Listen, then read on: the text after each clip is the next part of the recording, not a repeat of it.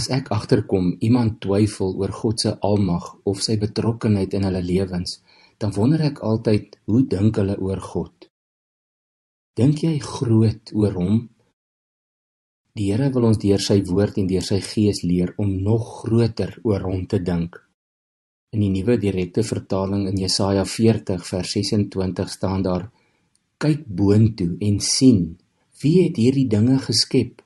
Dit is hy wat die hemelse leer een vir een uitlei, hulle almal op die naam roep.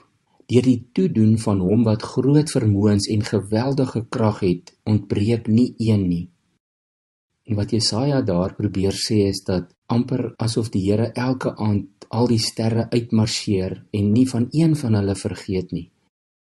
Nou wanneer mens hieroor gaan oplees, dan kom jy agter, die wetenskaplikes en sterrekundiges word byna daagliks verstom deur die grootte van die heelal en selfs deur die ontdekking van nuwe sterrestelsels.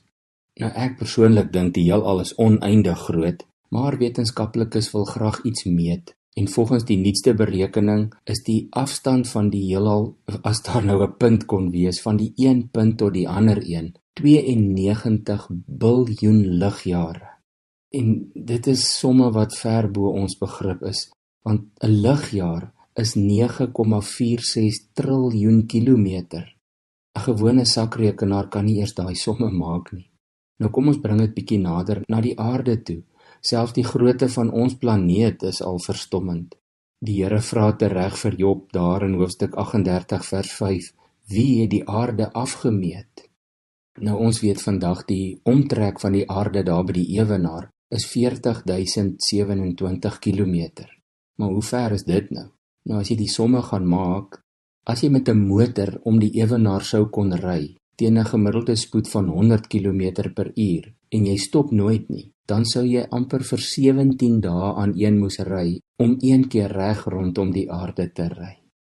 En nou weet ons, die son is ons sonnestelsel se ster. Daar kan ongeveer 1 miljoen aardes binne in ons son pas. Ons son se deursnee is 109 maal die deursnee van die aarde. En ons sonnestelsel is maar een van baie in ons Melkweg sterrestelsel. Met al die wonderlike nuwe teleskope en toerusting het hulle bepaal dat daar ongeveer 250 biljoen sterre of sonne in ons Melkwegstelsel is. Nou hoe groot is dit? Hoe groot is die Melkwegstelsel? Wel, ons sonnestelsel met al ons planete is maar relatief klein, en as jy 372 miljoen van hulle langs mekaar sou sit, dan weet jy hoe groot is die Melkwegstelsel van die een kant tot die ander kant. Al hierdie syfers, dit laat my kop spin, maar nog net so 'n paar. Die sterrekundiges bereken, daar is sowat 2 triljoen ander stelsels net soos die Melkwegstelsel. 2 triljoen, dit is 'n 2 met 12 nulle. En hulle is nogal ver uit mekaar uit gespasieer. Sommige van hulle het die spasie van soveel as die grootte van 93 Melkwegstelsels tussen hulle. Gaan kyk maar weer een aand buite na die sterre, en dan dink jy aan Psalm 8, daar waar Dawid in vers 4 en 5 tot die Here bid en sê, as ek u hemel aanskou, die werk van u vingers, die maan en die sterre waaraan u 'n plek gegee het, wat is die mens dan dat u aan hom dink, die mensekind dat u na hom omsien? En kom ons bring dit nou baie naby, dan is ons dankbaar dat God wat hierdie groot heelal geskep het, met jou en my 'n verhouding het. Dink 'n bietjie in verwondering oor die grootheid van God, en ook oor hoe lief hy vir jou is. Kom ons sê vir hom dankie daarvoor.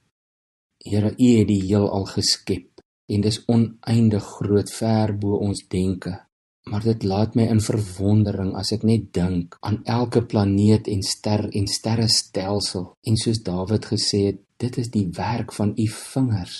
U het aan elkeen 'n plek gegee en u hou alles in stand.